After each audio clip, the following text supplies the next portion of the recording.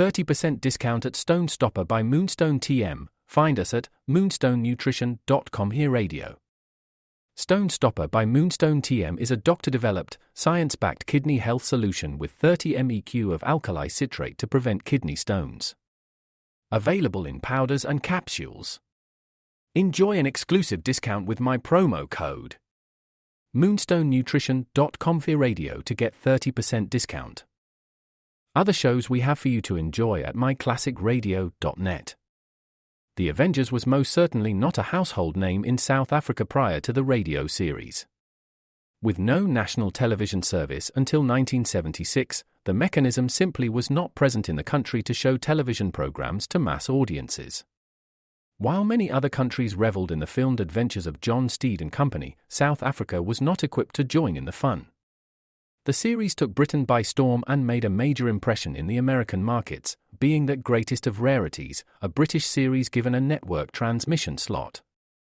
However, as a film series, rather than a videotaped one, The Avengers was able to gain a modicum of exposure in South Africa through film rentals. Come and listen at myclassicradio.net. Good evening. This is Crime Classics. I am Thomas Hyland, with another true story of crime. Listen. Marie Magdalene, the Marquise de Brinvilliers, pouring corrosive sublimate in solution into a beaker.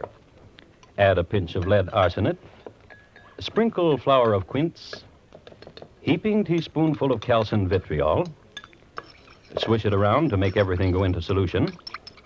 And since pigeon pie, unpoisoned that is, was her daddy's favorite dish, especially the way she made it, just like Mom, pour all the solution onto a pigeon pie. Papa, here's your pigeon pie. See how lovely it looks. Tonight, my report to you on the lethal habit of the Marquise de Brinvilliers. Crime Classics, a series of true crime stories taken from the records and newspapers of every land, from every time. Your host each week, Mr. Thomas Hyland, connoisseur of crime, student of violence, and teller of murders. Now, once again, Mr. Thomas Hyland.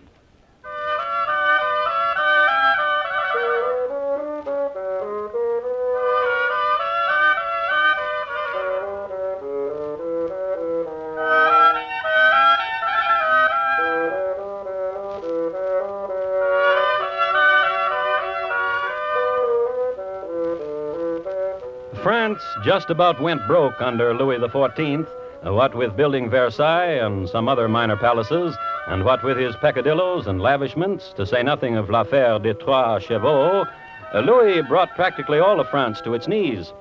However, to be an aristocrat at this time was a very fine thing. Louis took care of his friends. If he couldn't get it for you, it couldn't be had. And one of his favorites, a fortunate man who had the run of the palace, was a marquis named Henri de Brinvilliers. One of his favorite rooms was the dueling chamber. His favorite sport du jour. Now guard yourself. Guard! Touche, you touched it.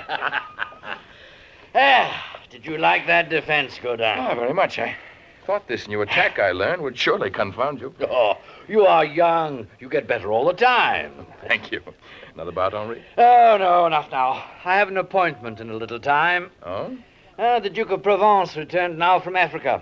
Will you join me? No, I'm sorry, but I cannot. Oh, it would be most amusing. I have an appointment with your wife.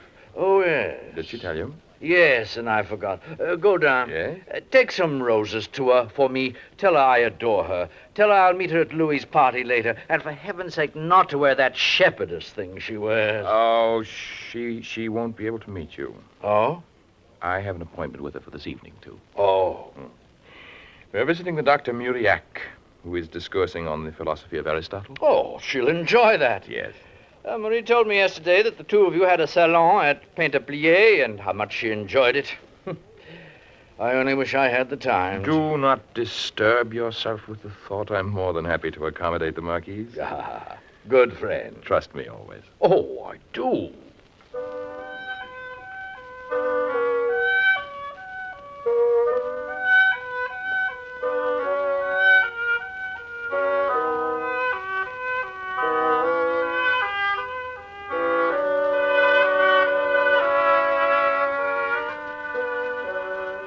Harry, Yes, beloved. Yes, my cavalier. Yes, my lord.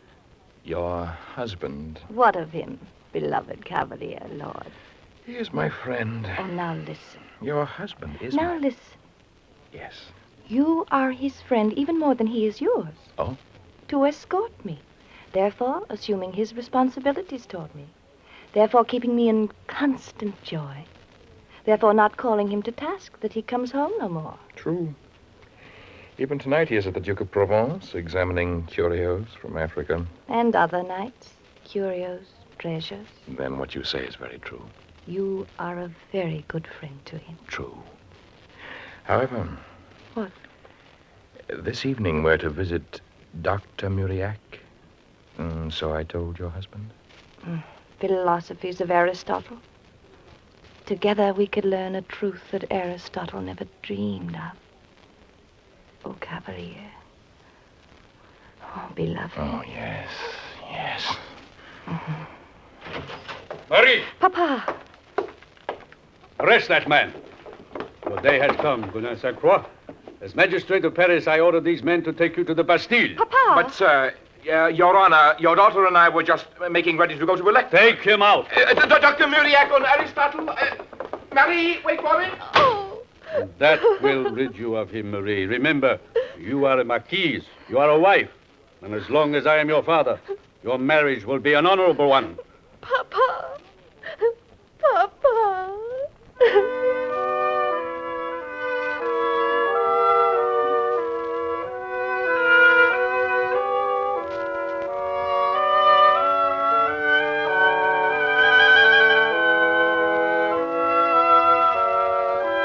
Godin Saint Croix was charged with molesting tranquility, a catch-all ordinance of the day.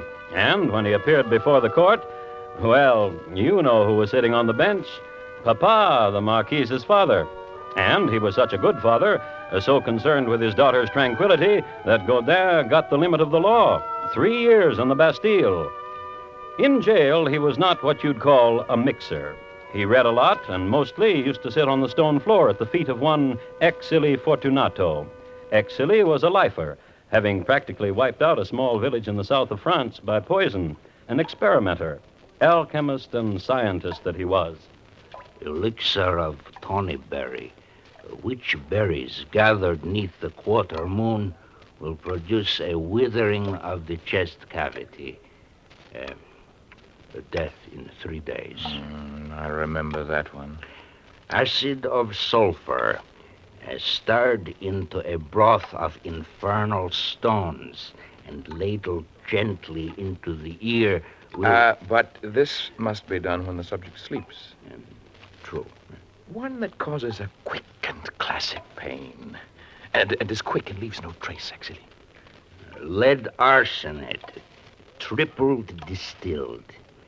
Desiccate the flower of quince and sprinkle it. Then calcined vitriol. And you are king of the world.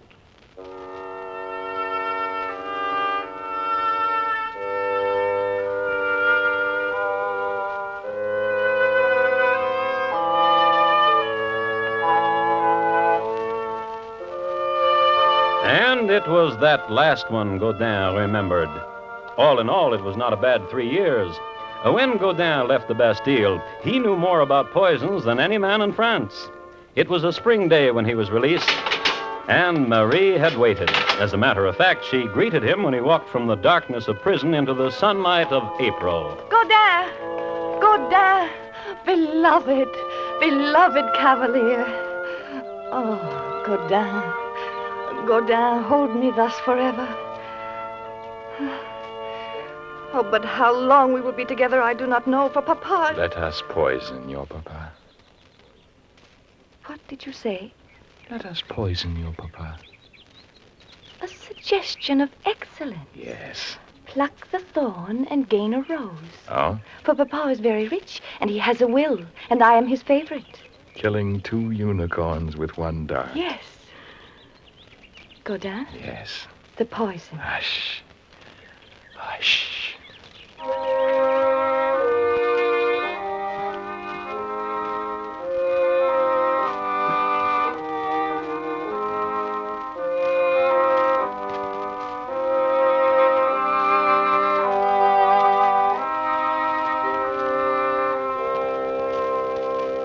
Mathilde? Yes, madame? Come here, Mathilde. Yes, madame. Yes, madame? The Chevalier Saint Croix wishes to give you something. Oh, yes, madame. Yes, monsieur.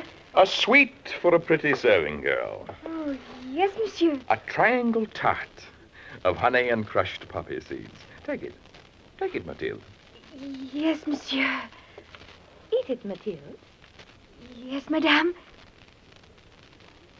Is it good? Yes, madame. Still good? Yes, madame. Well? Madame! What is it, Mathilde? I have a tingling feeling as if my heart were being... Pricked with needles. Yes, monsieur. And a great wave of blackness. Here! I told you, Mary. And now my head, as if a sheet of red pain, like a terrible curtain, were descending. And... Beloved, is she dead? Quite. It works. The poison I concocted is deadly and quick. Oh, my thanks to you, Exili, there in the Bastille, for truly it is as you said. I feel as if I am king of the world. Command me. Command me.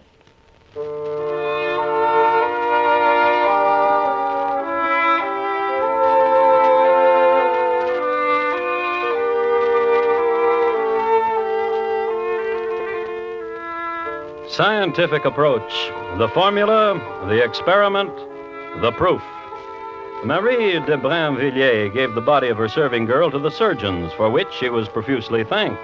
And a week later, Gaudin, having taught Marie everything he knew, you remember, she poured the corrosive sublimate into a beaker. Now add a pinch of lead arsenate. Sprinkle the flour of quince, heaping teaspoonful of calcined vitriol. Swish it around, then pour it all onto a pigeon pie.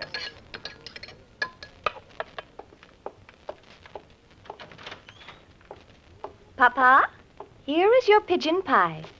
See how lovely it looks. Eat it, Papa. I want to. Is it good? Oh, yes. Still good? The best you've made. Well, Marie. do you have a tingling, Papa, as if your heart were being pricked with needles? Yes, And is there a great wave of blackness? right here. And now in your head does a sheet of red pain descend like a terrible... curtain?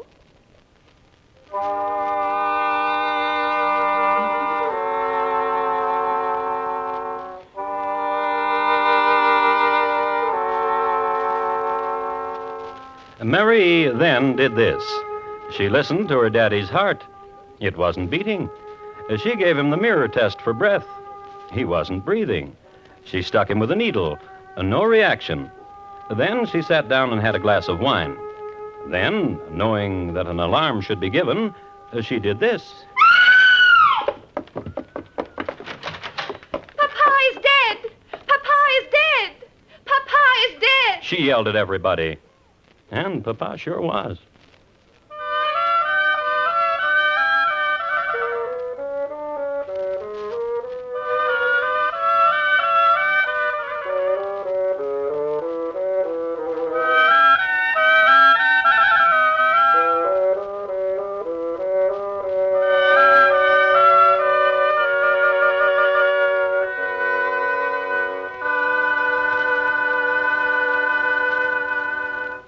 You are listening to Crime Classics and your host, Thomas Hyland. Another big weekend coming up. The lure of an extra day off is sure to bring out a flood tide of weekend drivers. A word of reminder to drivers and pedestrians alike, it's the peak traffic loads that cause most accidents. If you're going somewhere, leave early and take your time. Don't permit yourself to drive under rush conditions. Drive carefully holidays, all the days. Drive to survive. Now, once again, Thomas Hyland in the second act of Crime Classics, and his report to you on the lethal habit of the Marquise de Brinvilliers.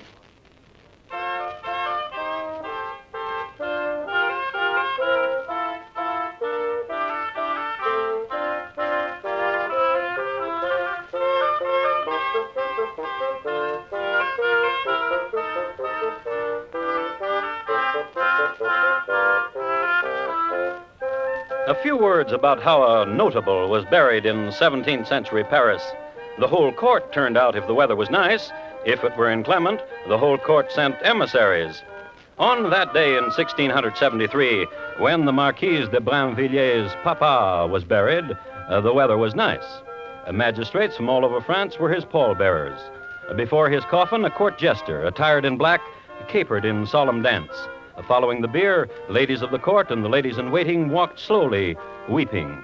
The courtiers came next, arrayed in black lace and black plume. Papa was buried in Sacred Heart Cemetery, an honored figure, revered, a colossus of justice. It's interesting to note that immediately after his coffin was lowered into the ground, an unknown young woman threw herself upon it and could not be dragged away. Only after she realized that she was being buried alive did she hold up her hand for help. Well, Papa got buried, and it was written on the records that his death was due to scalzi, a magistrate's malady.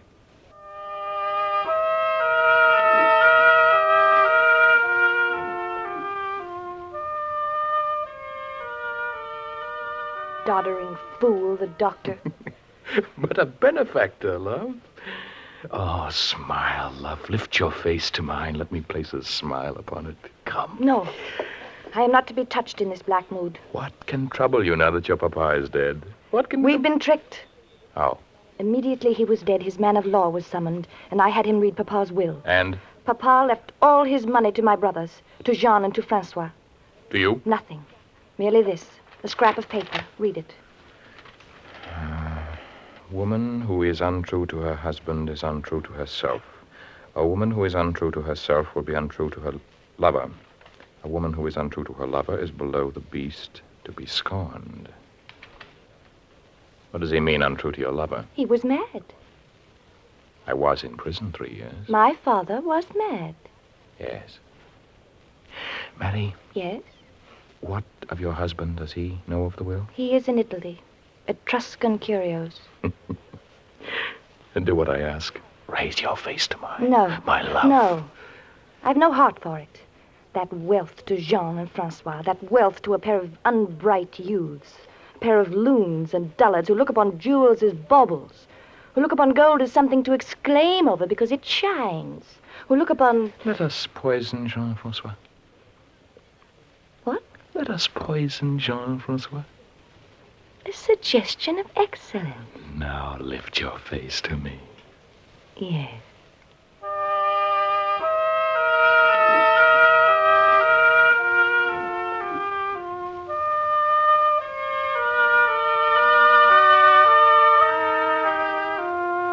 They had to come this far, these star-struck lovers, this far.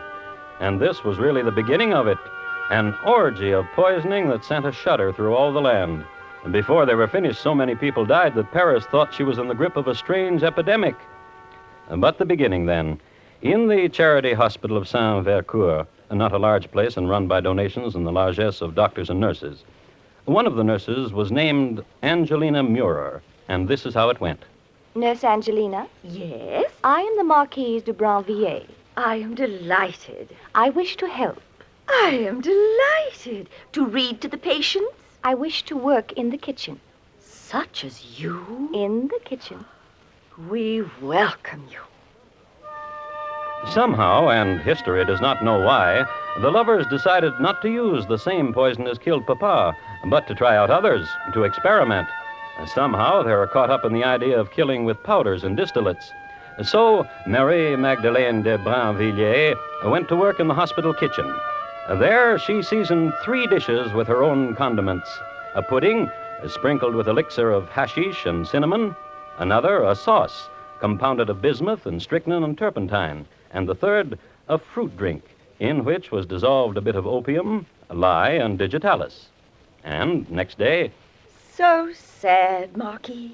What is? 2 deaths. Who? Monsieur Gommier So sad. I fed him a sauce yesterday, just yesterday. and Mademoiselle Leblanc. So sad. I made a delicious orangeade yesterday, just yesterday. She shriveled and died. And the youth, Émile Roger, languishes. So sad. I fed a pudding to him yesterday, just yesterday. He's turning a strange color, and he is dying. So sad. So sad.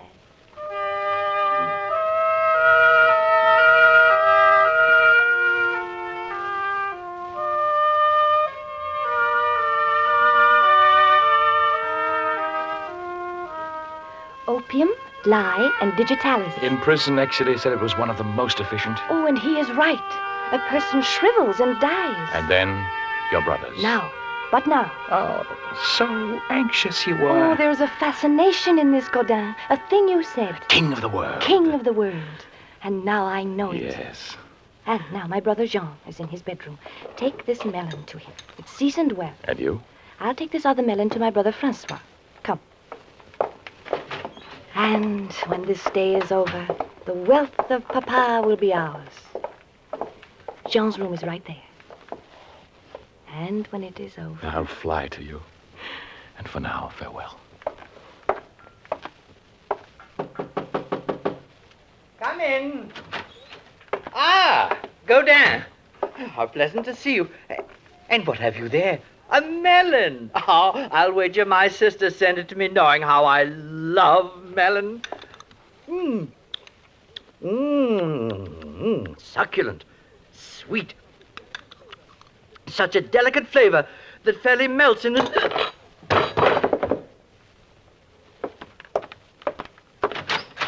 It is done. Wait. Marie, sister of my heart, how lovely you are this morning, bringing melon to me, red as your blushing cheek. Oh, what a night was mine last, sister. Recall the Baroness of Vermont, she who never opens her mouth, she who lavishes silences upon all who... Oh, delectable melon, as delectable as...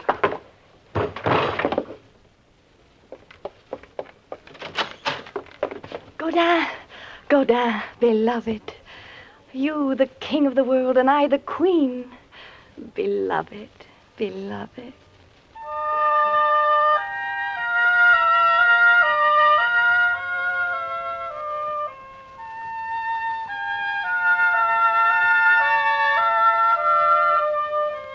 She liked it.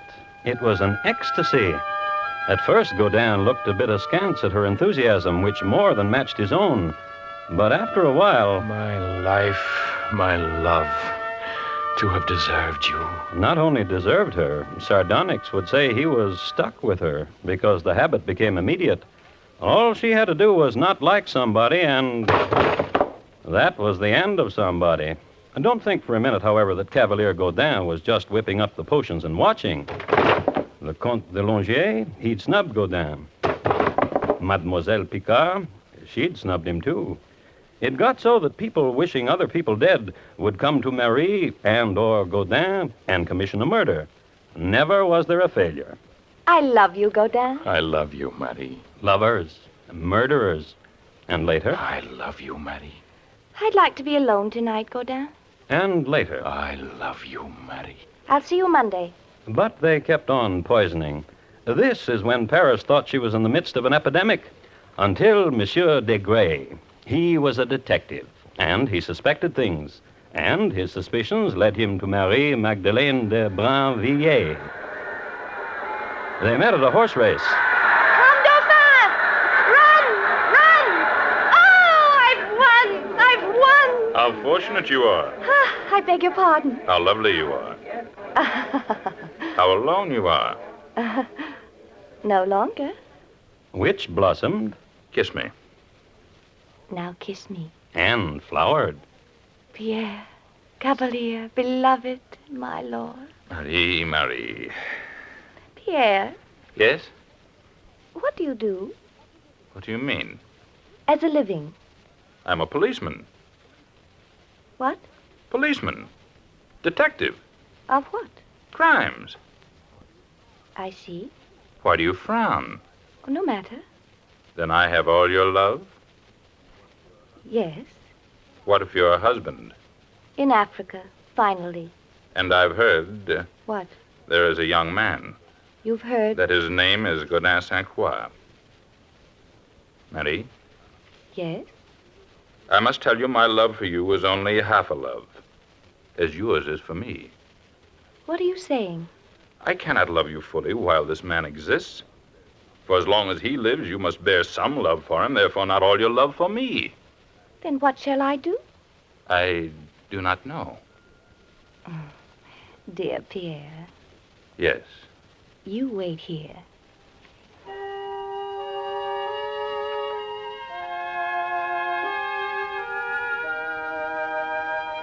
Godin, Godin, beloved, how I've neglected you, and how I've missed you, and how burns my love for you. Quench this fire with your kisses. Oh, yes, and kiss me once again. And again. Was not your death sweet, Godin?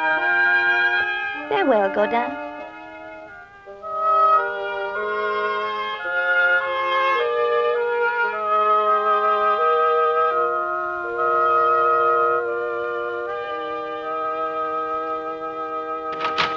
Pierre, beloved. Oh, no, don't kiss me. Wait. For what? For there still may be poison on my lips. What? I gave Godin a sweet death. He kissed me 3 times and died. What? Listen, how clever. I daubed my lips with a sealing oil, and upon this I placed a poison, so that myself I could not absorb the poison. But whoever kissed me... Died. Yes, And now Godin is dead. yes, And you killed him. yes, yes, oh yes, for you, beloved. Killed him for You were under arrest. What? Murderous. Pierre! Vile. Oh, Evil. oh, my love I gave to you. Horror. You tricked me. Tricked me. Beast. Beast.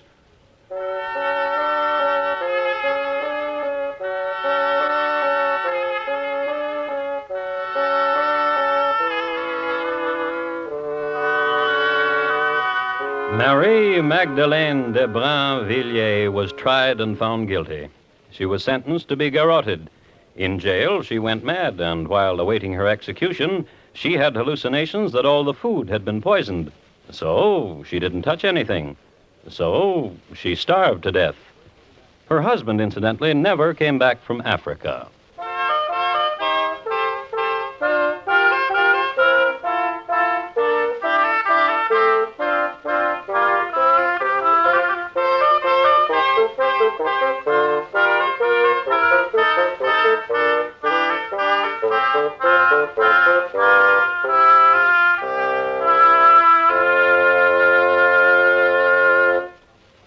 In just a moment, Thomas Hyland will tell you about next week's crime classic. The Marquise de Brinvilliers, tonight's crime classic, was adapted from the original court reports and newspaper accounts by Morton Fine and David Friedkin. The music of Francois Couperin was adapted and conducted by Bernard Herrmann, and the program is produced and directed by Elliott Lewis. Thomas Hyland is portrayed on radio by Lou Merrill. In tonight's story, Mary Jane Croft was heard as Marie and Lamont Johnson as Godin. Featured in the cast were Herb Butterfield, Joseph Kearns, Trude Marson, Irene Tedrow, Shep Menken, and Barney Phillips. Bob Lamont speaking. And here again is Thomas Hyland. Next week, Northampton, Massachusetts, in the year 1815. It was usual then to get yourself executed in front of a good-sized audience. And for a murderer with stage fright, that was tough. Which is why next week's report is listed in my files as Mr. Jonathan Jewett, how most peculiarly he cheated the hangman. You've had your crime classics for this week, but still ahead tomorrow night on most of these CBS radio stations are a group of classics and comedy. Thursday nights, when you meet Millie, starring Elena Verdugo, well-intentioned Millie Bronson and her mama try to help a neighbor in distress and get taken to the cleaners. Also tomorrow night, don't forget to meet Mr. McNutley, starring Ray Milland. Classics and comedy, Thursday night at the Star's address.